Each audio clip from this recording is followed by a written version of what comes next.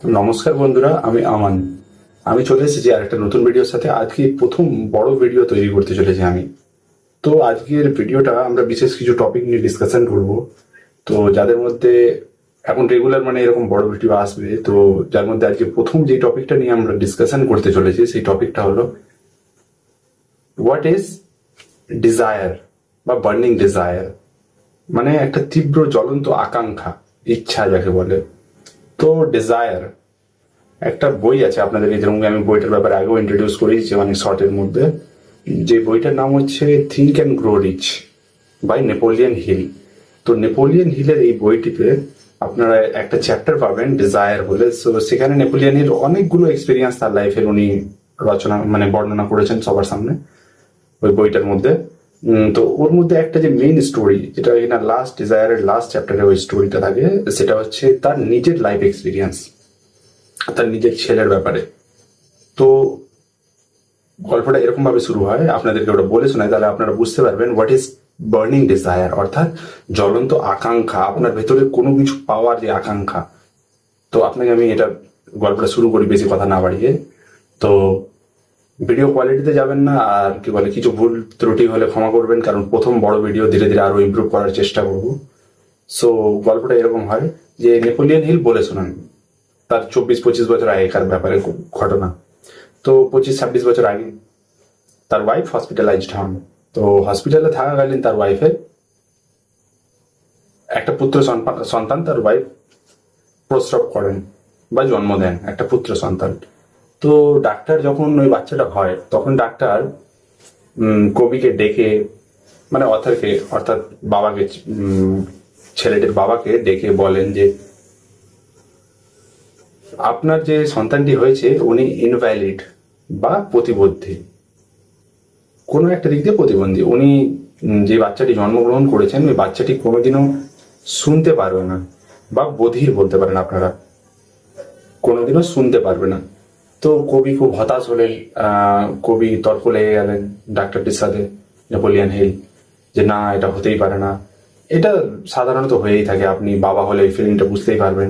তো কবি বলছে আমার কাছে রাইট ছিল যে আমি রাগ করব, তাই উনি রাগ করেছিলেন যে না এটা কোনোদিনও হতে পারে না, আমার ছেলে বলবে কথা। একটা বাবা আর কি যেরকম মেন্টালিটি নিয়ে স্বাভাবিক হয়ে থাকে। কবির স্ত্রী অর্থাৎ সেই পুত্রটির মা, উনিও কান্নায় ফেটে পড়েন হসপিটালে। কিন্তু কবি এটা মানতে চান না। কবি কাঁদতে কাঁদতে বলেন না, আমার ছেলে সব নর্মাল করবে। কবির মধ্যে একটা আকাঙ্ক্ষা থাকে যে না, ওনার ছেলেকে উনি করাবেন, কারণ কবি প্রচুর এক্সপিরিয়েন্সড। উনি নেপোলিয়ন হিল যে আছেন, উনি অনেক গল্প ওখানে মানে বর্ণনা করে শোনান যে অনেক গল্পের ব্যাপারে যেখানে তিনি দেখেছেন অবাস্তব জিনিস ঘটে যেতে। তাই কবি বিশ্বাস ছাড়েন না। এবার বাচ্চাটি ছোটবেলা দিয়ে বড় হয়, এবার বাড়িতে তো যেরকম পড়াশোনা হয় হয়। এবার কবি লক্ষ্য করেন যখন সে ছোটবেলায় সেই বাচ্চাটি যখন কিছু ভুল করতো, তোর মা যখন বকতো বাচ্চাটিকে, তখন যখন পাশ থেকে বকতো তখন বাচ্চাটি কিছু কিছু জিনিস ফিল করতে পারতো, অর্থাৎ সে হালকা হলেও শুনতে পারতো। কিন্তু ডাক্তাররা বলেছিল যে তার মস্তিষ্কে নাকি কোনো ছিদ্রই নেই, কানের সাথে যে মস্তিষ্কের মধ্যে যে সম্পর্কটা আছে এর মাঝখানে একটা ছিদ্র থাকে বা বন্ড থাকে মস্তিষ্কে কর্ণপথের মাধ্যমে। কিন্তু যে ডাক্তারটা ছিল উনি বললেন কানের মধ্যে কোনো ছিদ্র মস্তিষ্কের সাথে কানেক্টেড না, অর্থাৎ বাচ্চাটি কোনো কিছুই শুনতে পারবেন না। কিন্তু কবি নোটিস করলেন যে ওর মা যখন বাচ্চাটিকে বকে তখন সে হালকা শুনতে পারে বা একটু আলাদা রকম রিয়াক্ট করে। ব্যাস, কবির মধ্যে তো ছিলই আগে দিয়ে আকাঙ্ক্ষাটি। এবার কবি কি করলো, সে বাচ্চাটিকে সব সাধারণ বাচ্চাদের মতো তাকে প্রতিবন্ধী স্কুলে না দিয়ে তাকে নর্মাল স্কুলে পড়াশোনা করাতে পাঠালেন। এবার নর্মাল স্কুলে পড়াশোনার জন্য কবি সেখানে আরো অনেক কিছু বর্ণনা করেছেন যে কিভাবে নর্মাল স্কুলে একটা ইনভ্যালিড বাচ্চাকে ভর্তি করানোর সময় এত অসুবিধা হয়ে থাকে। মানে সেখানে যে স্কুল কর্তৃপক্ষ আছে তারা কবির সঙ্গে একটা বিবাদে জড়িত হয়ে যান। কিন্তু কবি একটা সে উঁচু লেভেলের লোক ছিলেন বলে উনি ঝগড়াঝাটি করে বা এদিক ওদিক দিয়ে জোগাড় করে সেই বাচ্চাটিকে অবশেষে সাধারণ বাচ্চাদের সাথে পড়ার জন্য অ্যাডমিট করে দেয়। কিন্তু সেই বাচ্চাটি না কিছু শুনতে পারতো আর না কিছু এক্সপ্রেস করতে পারতো প্রপারলি। তো কোন রকমে করতে করতে করতে করতে সেই বাচ্চাটি মাধ্যমিক দিয়ে দেয়, এইচএস দিয়ে দেয় এবং ইভেন কলেজে গ্রাজুয়েশন পর্যন্ত কমপ্লিট করে নেয়। তো বাচ্চাটির যখন বয়স 24 বছর, তখন গিয়ে বাচ্চাটির লাইফে একটা টার্নিং পয়েন্ট আসে। তো সেই টার্নিং পয়েন্টে আসার আগে স্কুল লাইফে সে অনেক কিছু ফেস করে, যেমন কি শিক্ষকেরা তাকে কাজ দিয়ে বকলে সে শুনতে পারতো, বাকি দূর দিয়ে কিছু বললে কিছুই বুঝতে পারতো না, অনেক অসুবিধার শিকার হতে হয়। কিন্তু কবি ছোটবেলা দিয়ে বাচ্চাটার উপর আগ্রহ দেখায়। সেই শিশুটি কখনো যদি লো ফিল করতো, কবি তাকে বোঝাতো যে এটা তোমার মধ্যে কোনো কমি না, এটা হচ্ছে স্পেশাল জিনিস তোমার মধ্যে আছে, একটা স্পেশাল পাওয়ার দিয়ে পাঠিয়েছে, সবার মধ্যে থাকে না। এতগুলো পৃথিবীতে লোক আছে, সবাই কি এরকম হয় বিনা কানের বা কানের ছিদ্র ছাড়া জন্ম নেয়? মানে তুমি ইউনিক, তুমি আলাদা, বাচ্চার মধ্যে একটা বিশ্বাস যোগান দিত। তো এর মাঝখানে আরেকটা গল্প বলে শোনান কবি, যে বাচ্চার স্কুলে পড়াশোনা চলাকালীন যে একদিন বাচ্চাটি হঠাৎ করে তার বাবা তার ভেতরে এইসব ডেলি, মানে কবি চেষ্টা করতেন নিজের সন্তানকে টাইম দেওয়ার, বোঝানোর। তো একদিন মানে সেই বাচ্চাটি সকালে 6টায় উঠে তার পাশের একটা দোকানে গিয়ে, হ্যাঁ, 5 সেন্ট না 6 সেন্ট এরকম কিছু একটা অ্যামাউন্ট ছিল, আমারও খেয়াল নেই ভালোভাবে, তো এত টাকা ধার নিয়ে সে নিউজ পেপার লোকের বাড়ি বাড়ি দিয়ে এসে রাত্রিবেলা 10টার সময় বাড়ি যখন ফেরে এবং ঘুমিয়ে পড়ে, কারণ সারাদিন কাজ করার ফলে সেই বাচ্চাটি বাড়িতে এসে ঘুমিয়ে পড়ে, তখন কবি মানে কবির স্ত্রী যখন যায় ঘরে বাচ্চাটির এবং গিয়ে দেখে তার সন্তান ঘুমোচ্ছে এবং তার হাতের মুঠোতে সেই 5 সেন্ট বা 6 সেন্ট টাকাটাকে 26 সেন্ট না কত সেন্ট পড়েছিল। তো তার মা ওটা দেখার পরে কান্নায় ফেটে পড়ে এবং কবিরও চোখে জল চলে আসে। তারপরে কবি বুঝতে পেরেছিল যে কবি যে শিক্ষাটা দিচ্ছে সে তার সন্তানকে, সেটা ঠিক দিকে যাচ্ছে। এবার এভাবে চলতে চলতে কবির ছেলে কোনো রকমে কলেজটা কমপ্লিট করে, করার পরে সে 24 বছর ওয়েট করার পরে হয় একটা আশ্চর্যজনক ঘটনা। তো কবিকে একজন ফোন করেন সেই হসপিটাল কর্তৃপক্ষ থেকেই বা আলাদা কোনো হসপিটাল কর্তৃপক্ষ থেকেই, যে যারা শুনতে পারে না ওদের জন্য একটা মেশিন ইনভেন্ট করা হয়েছে, এটা এখন টেস্টিং এর জন্য আছে। তো আপনার ছেলেকে কি আপনি চান এটা টেস্ট করাতে? মানে এখনো ওটা কনফার্ম হয়নি যে ওয়ার্ল্ড ওয়াইড ওটা স্প্রেড হবে। এবার কবি গেল, যাওয়ার পরে তার সন্তানকে সেটা কানে ফিট করানো হলো। এবার মেশিনটি লাগানোর পরে তার সন্তান পুরোপুরি প্রপারলি শুনতে ধরে। কবির ছেলের নাম ছিল ব্লেয়ার, বলতে আমি ভুলে গেলাম। তো ব্লেয়ার প্রপারলি শুনতে শুরু করে। এবার সে শোনার পরে তার লাইফ নর্মালি কাটতে ধরে। কবি তখন বলে বোঝান যে 24 বছরের জ্বলন্ত আকাঙ্ক্ষা অর্থাৎ বার্নিং ডিজায়ার কিভাবে 24 বছর ধরে ওটার পিছনে লাগার পরে একদিন গিয়ে সাকসেসফুল হয়েছে। মানে আপনি যদি কোনো কিছুর পিছনে লেগে থাকবেন তো আলটিমেটলি নেচারও আপনাকে কোনো না কোনো ভাবে বা প্রকৃতি বা ইউনিভার্স কোনো না কোনো ভাবে আপনাকে সেই দিকে নিয়ে যাবে। এবার 24 বছর পরে মানে আজব জিনিসটি ঘটে। এবার কবির ছেলে যখন শুনতে মানে শুরু করে দেয়, তারপরে সে একটা চিঠি লিখে সেই কোম্পানিটিকে, যারা আর কি মেশিনটি ইনভেন্ট করেন, এবং নিজের রিভিউ দেন যে আমি এটা পড়ে কিভাবে উপকৃত হয়েছি বা কি কি ফিল করেছি, মানে নিজের ভাষায় একটা 2-3 পেজের মানে লেটার লিখে পাঠায় ওই কোম্পানিটিকে।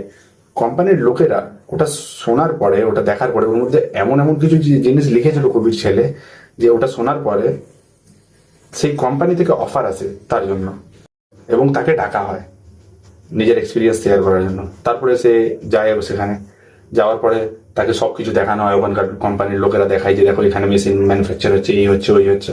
তারপরে যখন সেই ছেলেটি মানে ওই মেশিন তৈরির যে ফাউন্ডার আছে ওনার সাথে দেখা করেন, তখন তাকে ওনার ফিলিং বলে শোনান। তো ব্লেয়ার অর্থাৎ কবির সন্তানের সেই কথাগুলি শোনার পরে যে ফাউন্ডার সেই মেশিনটির, উনি অবাক হয়ে যান এবং তার কিছু কিছু কথা তার মাথায় ক্যাচ হয় এবং সে বলে একটা কাজের অফার দেয় সেই ছেলেটিকে, ব্লেয়ারকে, যে তুমি কি এই কাজটি করবে? সে বলে কি কাজ? বলছে এখানে যতজন মানে এই মেশিনটি আমরা ওয়ার্ল্ড ওয়াইড স্প্রেড করব, আর তোমাকে মানে লোককে মোটিভেট করতে হবে এটার জন্য, মানে বলতে হবে যে তোমার এক্সপিরিয়েন্স গুলো, তুমি কিভাবে উপকৃত হয়েছো, যে সবকিছুই সম্ভব, এগুলো মানে সবকিছু আর কি এক্সপ্রেস করতে হবে। তারপরে সে মানে সেখানে কাজ পেয়ে যায় এবং সে ওখানে অর্থাৎ যারা শুনতে পায় না বা বলতে পারে না তাদেরকে মোটিভেট করার কাজ সে করতে ধরে। একদিন কবিকে তার সন্তান অর্থাৎ ব্লেয়ার তার অফিসে যেতে বলেন যে চলো বাবা ওখানে। তো কবি যায় তার সন্তানের কথা শুনে। যাওয়ার পরে সেখানে গিয়ে সে দেখে যে তার সন্তান কিভাবে কবি যেই যেই ট্যাকটিক্স গুলো করতেন, অর্থাৎ তার সন্তানকে সবসময় বিশ্বাস দেওয়ানো যে সে কোনো আলাদা না, সে নর্মাল মানুষের মতো বা সে ইউনিক, এরকম ভাবে যে বিশ্বাস দিতেন, তার কবির সন্তানও সেটি করছে বাকি এত লোকগুলোর মধ্যে। অর্থাৎ এত এত যে বধির বা যারা শুনতে পায় না ইনভ্যালিড লোকেদেরকে মোটিভেট করছে। তো কবি সেই দিন বুঝতে পারেন যে তার এই মানে কাজটি সার্থক হয়েছে, তার এই বার্নিং ডিজায়ার অর্থাৎ জ্বলন্ত আকাঙ্ক্ষাটি সম্পূর্ণ হয়েছে। কবির মধ্যে থাকা প্রত্যেকটি আগুন আজ পরিপূর্ণ হয়েছে। তাই কবি বলেছেন যে পৃথিবীতে অসম্ভব কিছুই না। আপনার মধ্যে যদি আকাঙ্ক্ষা, একটা হচ্ছে ডিজায়ার অর্থাৎ হচ্ছে আপনার আকাঙ্ক্ষা বা ইচ্ছা, একটা হচ্ছে বার্নিং ডিজায়ার অর্থাৎ জ্বলন্ত আকাঙ্ক্ষা। তো এই জ্বলন্ত আকাঙ্ক্ষাটা যদি আপনার মধ্যে থাকে তা আপনি আলটিমেটলি লাইফে কিছু না কিছু বড় অ্যাচিভ করে নেবেন। কবি আরো ওই গল্পের মাঝখানেই আরো এক দুটো গল্প শোনান শেষের দিকে, যে কবির একজন কলিগ যিনি কিনা শারীরিক দিক দিয়ে খুব কমজোর ছিলেন, প্রচন্ড শারীরিক অবস্থা খুব খারাপ ছিল।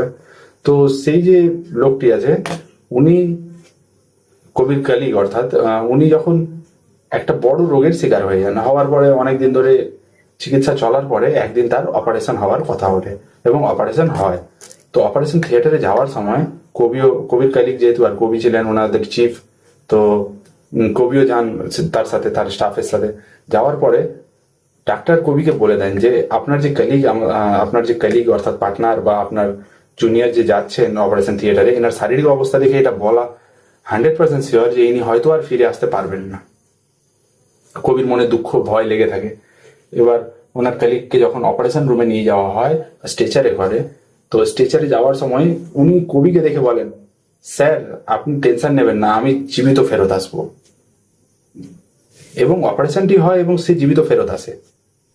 তারপর ডাক্তার যখন কবিকে ডেকে বলেন যে এই মানুষটি আজকে জীবিত আছে শুধুমাত্র তার ইচ্ছার জন্য, কবি অবাক হয়ে যান।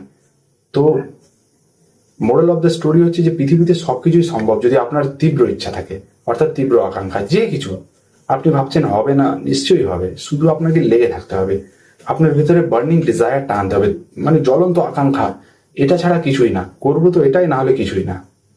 আপনার মধ্যে যদি এই জিনিসটা থাকবে, কবি চাইলে তার সন্তানকে ইনভ্যালিডদের স্কুলে পড়াতে পারতেন বা নর্মাল যেরকম সাধারণত বধিরদেরকে ট্রিট করা হয় সেরকম করাতে পারতেন, কিন্তু কবি তার সন্তানকে রিস্ক নিয়ে তাকে বিশ্বাস করে যে এটা মানে এটাই, নর্মাল মানুষের মতো বাঁচবে মানে নর্মালি বাঁচবে।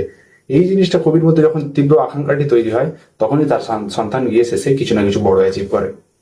তো আমি জানি না আপনারা কি বুঝলেন না বুঝলেন স্টোরিটা দিয়ে, যদি ভালো লাগে বা আমি যদি বোঝাতে পারি তো আপনারা নিশ্চয়ই চ্যানেলটি সাবস্ক্রাইব করবেন। সো থ্যাংক ইউ আমাকে শোনার জন্য এতক্ষণ ধরে, ভিডিওটা 12 মিনিটের উপরে হয়ে গেল। সো থ্যাংক ইউ গাইজ, আর কোনো ভুল ত্রুটি হলে ক্ষমা করে দেবেন, আজকে আমার প্রথম বড় video. So thank you, have a nice day.